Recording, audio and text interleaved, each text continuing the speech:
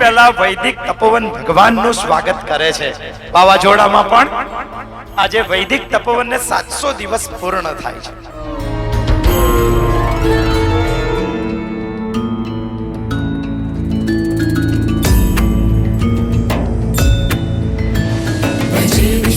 सुंदरम समस्त पाप खंडनम स्वभक्त चित्तरंजनम सदैव राममद्वयम्. વૈદિક તપોવન જેનો જન્મ આજથી 28 વર્ષ પહેલા થયો છે, પણ જેને ભૂમિ ઉપર તમે હમણાં 2 વર્ષથી જુઓ છો. વૈદિક તપોવન વૈદિક શાસ્ત્રોનું અધ્યયન કરે છે. આખી દુનિયા એવું વિચારે છે કે દીકરો MA થઈ જાય, PhD થઈ જાય, એન્જિનિયર બની જાય, પૈસા કમાતો થઈ જાય તો જીવનની હિતિ કર્તવ્યતા. પણ મારે એવું કહેવું છે કે જે બાપની આ ઈચ્છા છે એ બધા જ બાપોએ રાવણની લંકામાં દીકરાને ભણવા મૂકવો જોઈએ, કારણ કે ત્યાં સોનાની હિતો છે. આ દેશ કોઈ જુદી ભૂમિનો દેશ છે, આ દેશ કોઈ વૈદિક સંસ્કૃતિનો દેશ છે, અને વેદને શિરોમાન્ય ગણવા વાળો આ દેશ, વૈદિક સંસ્કૃતિનું શિક્ષણ દુનિયાના દરેક બાળકને આપવા વાળો આ દેશના પ્રત્યેક ઘરે વૈદિક સંસ્કૃતિનું શિક્ષણ હોવું જોઈએ એવું દ્રઢ માનવા વાળી આ વૈદિક તપોવન નામની સંસ્થા છે.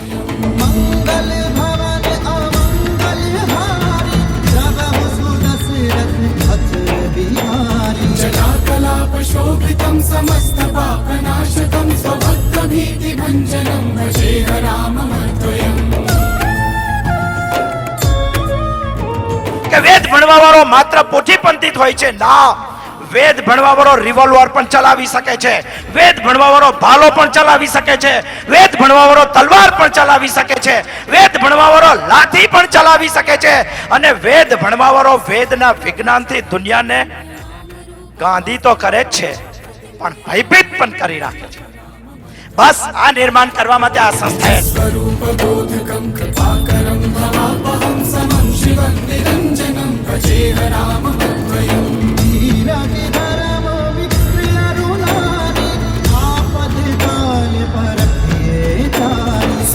એવું સરસ મજાનું સુંદર સ્થાન બન્યું છે, સરસ મજાની ગ્રીનરી. તમે જો કેટલા બધા વૃક્ષોનું આ જતન થઈ રહ્યું છે. અત્યારે 2 લોકો છે આ પૃથ્વી ઉપર, એક કાપવા વાળા છે અને એક વાવવા વાળા છે. આપણે ભાગ્યશાળી છીએ કે આપણને અહીંયા વાવવા મળ્યા છે. અને આ પરિસર આવનાર દિવસોની અંદર અને દાદાના આશીર્વાદથી એક યુનિવર્સિટી જેવું રૂપ ધારણ કરશે, એમાં કોઈ શંકાને સ્થાન નથી. प्रपंच कल्पितं ह्यनाम रूप वास्तवं नराकृतिं निरामयं भजेह राममद्वयम्.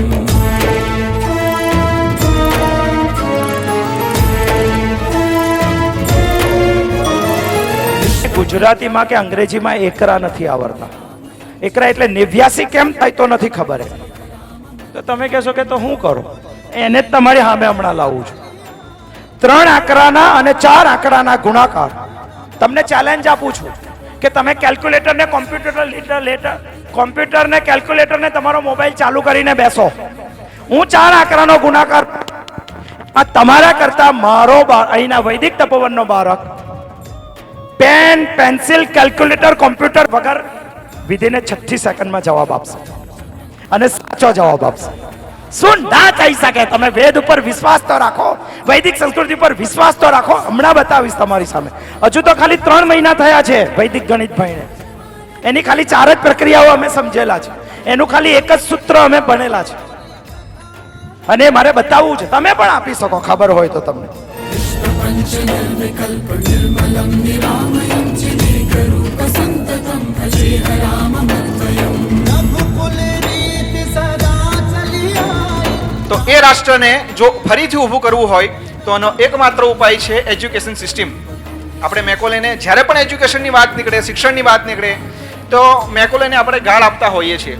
તમને ખબર છે એ જ્યારે એના દેશમાં ગયો ત્યારે ભારત વિશેની એની પહેલી પ્રતિક્રિયા શું હતી? I have traveled across the length of India and I haven't found such a person who is beggar or thief. મેં આખું ઇન્ડિયા ફરી લીધું પણ મને એક પણ એવો વ્યક્તિ નથી મળ્યો કે જે ચોર હોય અથવા ભિખારી હોય. I haven't found such a person who is beggar or thief.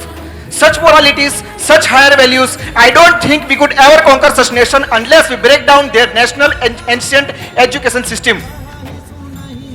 આટલી મોરાલિટી, આટલી નીતિમત્તા, આટલા મૂલ્યો, મને નથી લાગતું કે આપણે ક્યારેય આવા દેશને હરાવી શકીએ અનલેસ સિવાય કે આપણે એ લોકોની પ્રાચીન પરંપરા પદ્ધતિની જે શિક્ષા છે એને તોડી પાડીએ. वाक्यपोतरूपकं यशेषदेहकल्पितं गुणाकरं कृपाकरं भजेह राममद्वयम्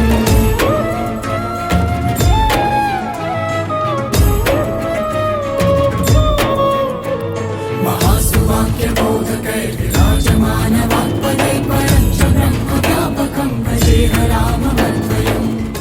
વૃક્ષોએ ક્યારેય દવા અને ખાતર જોઈ નથી. તમે પૂછશો કે તો પછી જીવે કેવી રીતે? વૃક્ષો માટે અમારી પાસે ગાય માતા છે. 40 ગાય માતાઓ છે અને ગાય માતાનું ગોબર અને ગૌમૂત્ર અમે પ્રોસેસ કરીને બધા જ ભગવાનોને આપીએ છીએ. ગાયને પણ ક્યારેય કેમિકલ વાળું ખવડાવતા નથી. તો તમે કહેશો કે તો પછી દૂધનો બહુ ભાવ આવતો હશે. અહીંથી આજ દિન સુધીમાં એક પણ ટીપું દૂધનો વેપાર અમે અહીંયાથી કર્યો નથી. દૂધ વેચતા નથી. તો તમે કહેશો કે તો કરો છો શું આનું? તો અમે 1-2 જણ થોડા છે, અમે અહીંયા 40 જણ છીએ અને સામાન્ય લોકો થોડા છે અને એબીસીડી ને બધું થોડું શીખવાડવાનું છે. એને તો વેદની ગર્જનાથી દુનિયા હલાવવાની છે અને દુનિયા હલાવવાની હોય તો પાવરફુલ બ્રેઇન ચાલવું જોઈએ અને પાવરફુલ બ્રેઇન ચલાવવું હોય તો તેને ઉત્તમ ગાય માતાનું દૂધ જોઈએ. અમે અહીંયા ઉત્તમ ગાય માતાનું દૂધ પીએ છીએ બધા જ ભેગા થઈને. ગાય માતાનું ઘી પણ ખાઈએ છીએ, ગાય માતાનું માખણ પણ ખાઈએ છીએ, ગાય માતાની છાશ તો અમે રોજ પીએ છીએ. शिवप्रदं सुखप्रदं भवच्चिदं भ्रमापरं विराजमानदैशिकं भजेह राममद्वयम्. પણ 40 ભાઈઓ વચ્ચે એક જ બેન છે, વસંતબેન એકલી જ છે. આ તમારા ઘરમાં તમારી 2-4 બહેનો હોય તો કંટાળી જાય તમારા, તો એને શું થતું હશે? એ તો સારું થયું કે હમણાં રાજ્યપાલે એનું સન્માન કર્યું એટલે જરાક અમારી ગાડી બરાબર થઈ ગઈ. પણ આ બધું છોડીને અહીંયા રહેવા વાળું એનું પણ સન્માન કરવું જોઈએ. राम जय राम श्री राम जय राम श्री राम जय राम श्री राम जय राम. જે આંબાને ક્યારેય રાસાયણિક દવાને ખાતર નથી આપ્યું તેની વાત કરું છું. માત્ર એ આંબને અમે વાસુદેવ ગણેલા છે. નક્કી કર્યું છે કે ભગવાન તારે જ તપોવન ચલાવવાનું છે. કોઈ માણસનું હોશિયારું આ તપોવન નથી. આ તપોવનમાં એક કેરી હું ને અશોકભાઈ પહેલા દિવસે ઉતારી લાવ્યા ત્યારે હાથ મારી ગયા. એનું વજન કર્યું તો 794 ગ્રામની એક કેસર કેરી થઈ. અમને કશો જ અનુભવ નથી કેરી કેવી રીતે તોડવાની, કેવી હું પાણી આપવાનું, કરે કશું જ ખબર નથી અમને. હજુ તો આવી કશી જ ભાન વગરની ટ્રીટમેન્ટથી એક કેરી 794 ગ્રામની એટલે 800 ગ્રામની એક કેરી. ઓન એન એવરેજ 350 ગ્રામની બધી જ કેરીઓ છે. તમે ખાવ તો સાકરને ભૂલી જાઓ. છોડો, હું જાહેરાત તો નથી કરતો. હું તમને એવું કહેવા માંગુ છું કે વાસુદેવ સમજો તો ના શું ચાલે તપોવન. અમને કલ્પના હતી કે 8-10 ક્વિન્ટલ કેરીઓ થશે. લગભગ 40 ક્વિન્ટલ કરતા ઉપર કેરી થઈ અમારી આ વર્ષે. હજુ તો 4થું વર્ષ પૂરું નથી થયું. ના ચાલે તપોવન.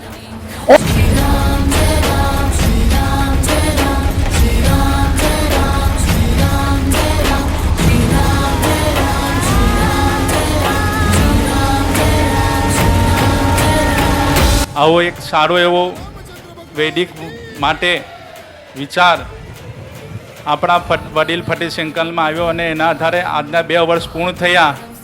એ બદલ એમને ખૂબ ખૂબ ધન્યવાદ. એમને સર્વે કરાવ્યો. ભારતમાં સરેરાશ દિવસ પ્રતિદિન 211 બાળકો, પ્રતિદિનો 211 બાળકો ઘર છોડીને ચાલ્યા જાય છે. માતા પિતાના વર્તનથી કંટાળીને, ઘરના વર્તનથી કંટાળીને.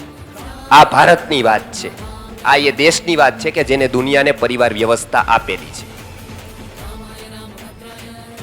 211 બાળકો ઘર છોડીને ચાલ્યા જાય છે અને 33 બાળકો દરરોજના આત્મહત્યા કરે છે. ફ્રસ્ટ્રેટ થઈને, નિરાશ થઈને, શિક્ષણના બોજને લઈને અનેક પ્રકારની વિપરીતતાથી લઈ અને એ આત્મહત્યા કરે છે.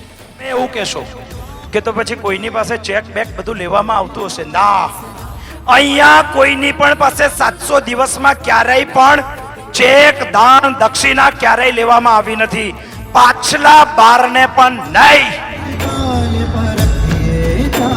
सदा प्रपञ्चकल्पितं ह्यनामरूपवास्तवं नराकृतिं निरामयं भजेह राममद्वयम् આલે કોઈ માણસ આવીને એવું કહે કે અમે અહીંયા પૈસા આપ્યા છે તો આ સિંહનું ધાવેલું દૂધ લાજે, એટલા માટે અહીંયા કોઈનો પણ રૂપિયો નથી. પૈસાની દ્રષ્ટિએ કોઈ અહીંયા દાન દક્ષિણા ચેક આપતું નથી અને કોઈ અહીંયા લેતું નથી. रघुकुल रीत सदा चली आई, प्राण जाए पर वचन न जाए। જે ઉંમરે ફિલ્મ જોવાની અને લોંગ ડ્રાઈવ પર જવાની યુવાનોને આદત છે, તે ઉંમરે એ વેદ અને પાણી નહીં ભણાવે છે છોકરાઓને. विनाशाय सीताय पते नमः श्रीराम राम